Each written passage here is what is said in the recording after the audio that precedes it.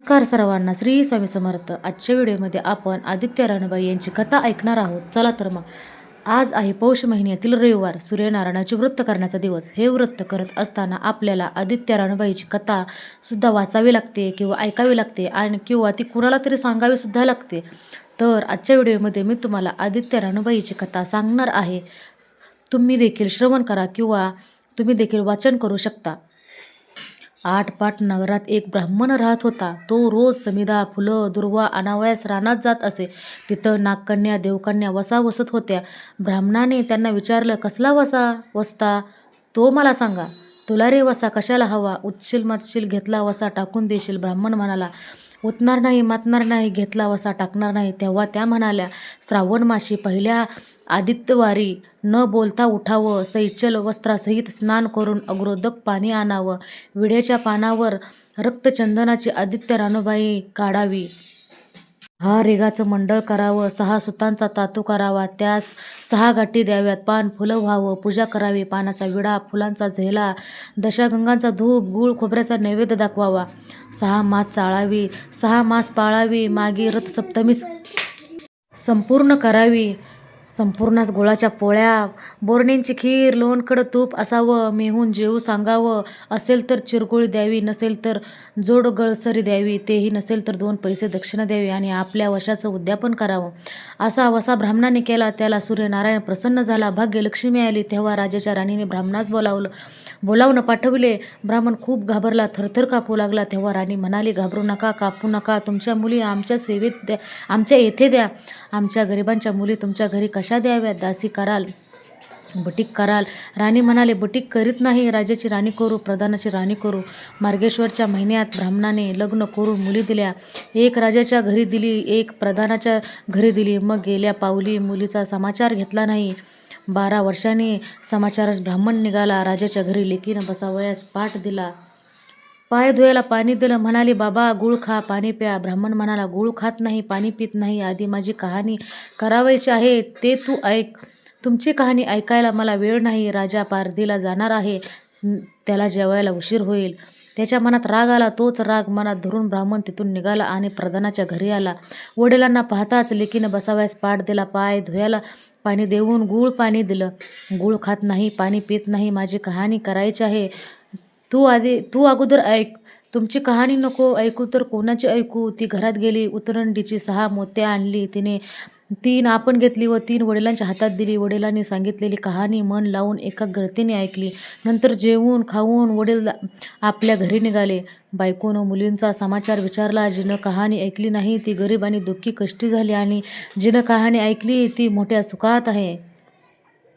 इकडे जी गरीब झाली होती तिने आपल्या मुलाला श्रीमंत मावशीकडून काही दिलं तर घेऊन येण्यास सांगितले. पहिल्या आदितवारी पहिला मुलगा उठला. तळ्याच्या पाळी जाऊन उभा राहिला. तेथे प्रधानाच्या दासी होत्या. प्रधानाच्या राणीला जाऊन सांगा की तुमच्या बहिणीचा मुलगा आला आहे.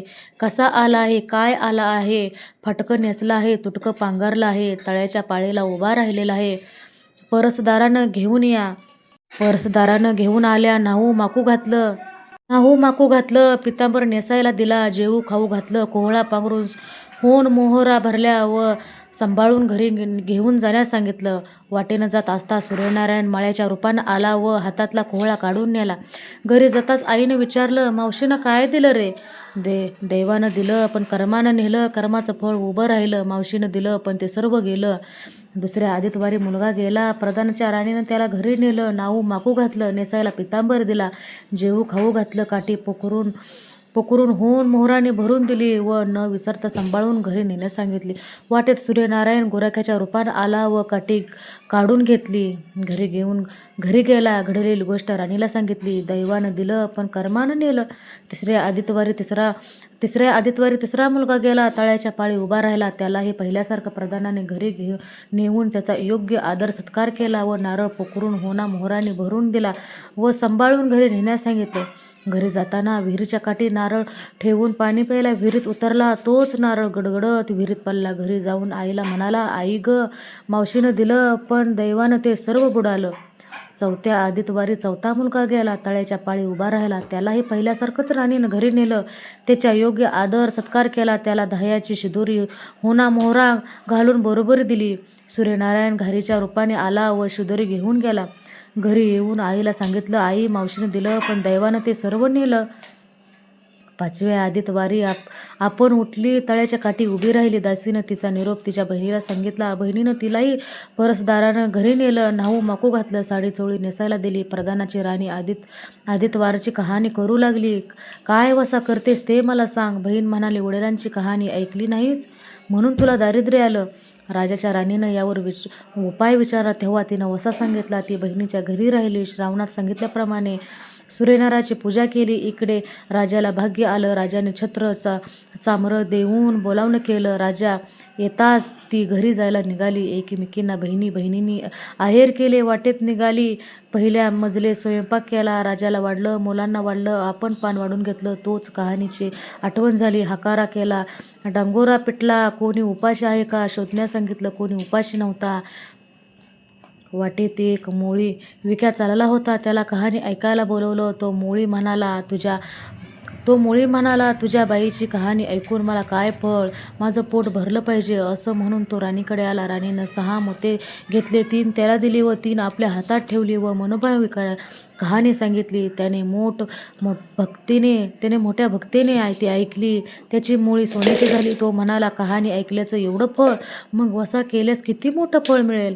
काय वसा आहे तो सांगा. राणीनं तो वसा सांगितला. उतणार नाही, मातणार नाही याची कबुली करून घेतली व वसा सांगितला. दुसऱ्या मजलेस राणीनं स्वयंपाक केला.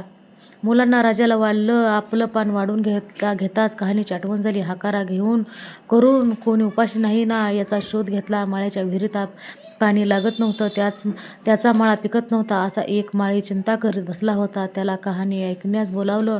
तो आला. राणीनं 6 मोते घेऊन 3 आपण घेतली. 3 माळ्याला दिली. राणीनं मनोभावी कहाणी सांगितली. त्याने चित्तभावी ऐकली.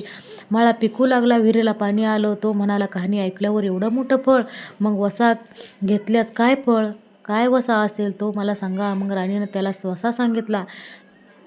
तिसऱ्या मजले स्वयंपाक केला. मुलांना वाढलं. राजाला वाढलं. आपलं पान वाढून घेताच कहाणीची आठवण झाली. नगरात कोणी उपाशी नाही ना याचा शोध घेतला. एक म्हातारी व तिचा मुलगा वनात गेला होता. एक डोहात बुडाला तर एक सर्पानं खाल्ला. म्हणून ती चिंताग्रस्त होऊन बसली होती. तिला कहाणी ऐकण्यास बोलावलं. राणीनं तिला पहिल्याप्रमाणे कहाणी सांगितली. तिची 2 मुलं आली. कहाणी ऐकण्याचं एवढं मोठं फळ, तर वसा घेतल्याचं फळ मोठंच असणार. तेव्हा वसा सांगण्यास सांगितलं. मग राणीनं तिलाही वसा सांगितला. चौथ्या मजल्यात स्वयंपाक करून मुलांना राजाला वाढलं. आपलं पान वाढवून घेताच कहाणीची आठवण झाली. कोणी उपाशी नाही ना याचा शोध घेतला. काना डोळा मासांचा गोळा, हात नाहीत, पाय नाहीत. एक असा मनुष्य रस्त्यामध्ये होता. त्याच्या अंगावर तांब्याभर पाणी ओतलं. पालथा होता. तो उतारा केला. 6 मोते होती. 3 मोते त्याच्या बिंबीवर ठेवली. 3 मोते आपण घेतली. राणीने सांगितलेली कहाणी त्याने ऐकली. त्याला हातपाय आले. देह दिव्य झाला. त्याने राणीस वसा विचारताच राणीने त्याला वसा सांगितला. 5व्या मुक्कामास घरी स्वयंपाक केला. सूर्यनारायण जेवायला आले. 7 दरवाजे उघडले. लोह गंगाळ पाणी तापवलं. षड्रस पक्वनं जेवायला केलं. सूर्यनारायण भोजनास बसले. त्यांना पहिल्या घासाला केस लागला. ते रागावले. राजाच्या राणीला 12 वर्ष दरिद्र आलं होतं. तिनं आदितवारी वळचणीखाली बसून केस विंचारले. काळ चवाळ डोईचा केस वळचणीचे काढे डाव्या खांद्यावरून टाकून दे. राजाच्या राणीला सूर्यनारायणाचा कोप झाला. तसा कोणालाही होऊ नये. ब्राह्मणाला, मोळी विक्याला, राजाच्या राणीला, मळ्याला, म्हातारीला, कानाडोळा मासांचा गोळा सर्वांना सूर्यनमस्कार जसा प्रसन्न झाला तसा तुम्हा आम्हांना हो. ही 6 उत्तराची कहाणी 5 उत्तरी सुफल संपूर्ण. 6 उत्तराची कहाणी 5 उत्तरी सुफल संपूर्ण. तर तुम्ही ही कहाणी शेवटपत्र ऐकल्याबद्दल तुमचं खूप खूप आभारी आहे. आणि व्हिडिओ जर आवडला असेल तर चॅनलला लाईक करा आणि सबस्क्राईब करायला विसरू नका. जय जय श्री स्वामी समर्थ.